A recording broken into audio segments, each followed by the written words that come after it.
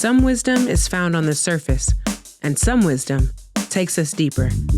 Welcome to Get Deep, where we dive into the thoughts, truths, and affirmations that help us grow, reflect, and move forward. I'm Deborah Deep Mouton, and every episode we'll explore the power of words, the strength of resilience, and the beauty of introspection.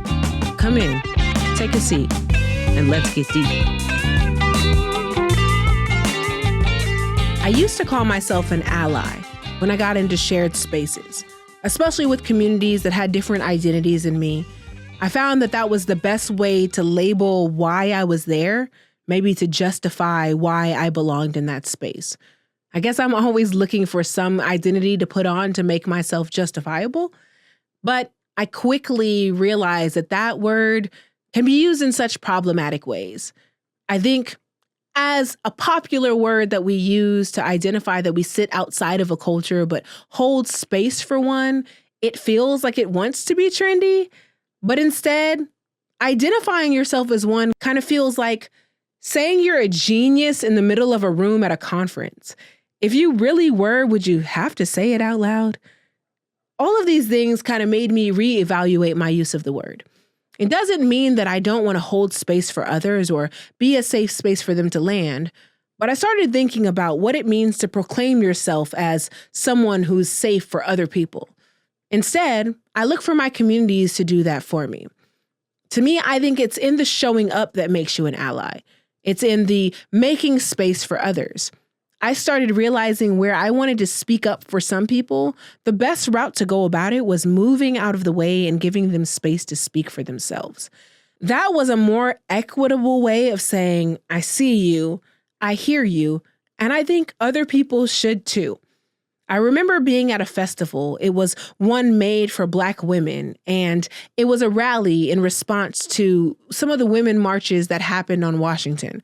A lot of those led by white feminists who didn't listen to Black women and cut them out of their plans to create the march in the first place. So we gathered together in Emancipation Park in Houston, Texas, ready to have our voices heard. My daughter, a young age at that time, came with me.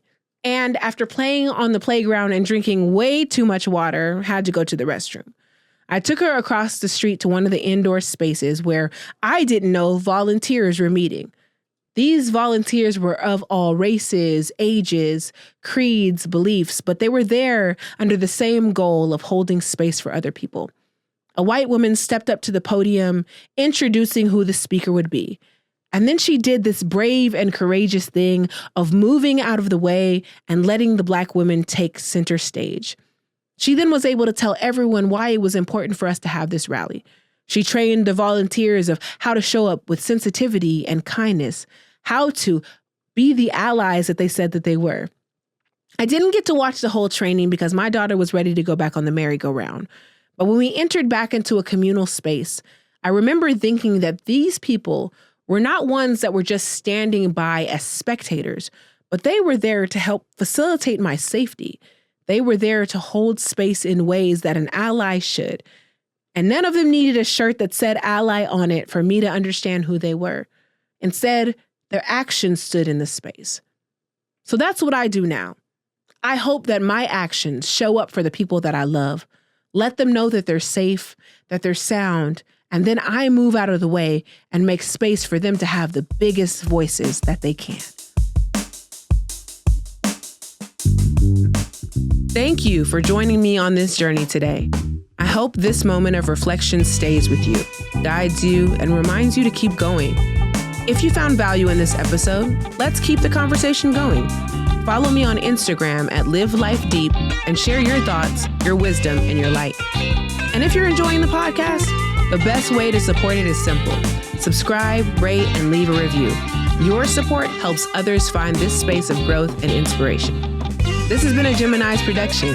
You can explore some of the other podcasts on the network by going to GeminisProductions.com or following on Instagram, TikTok, or YouTube at Gemini's Productions. Until next time, remember, you've been given today. What you do with it is up to you.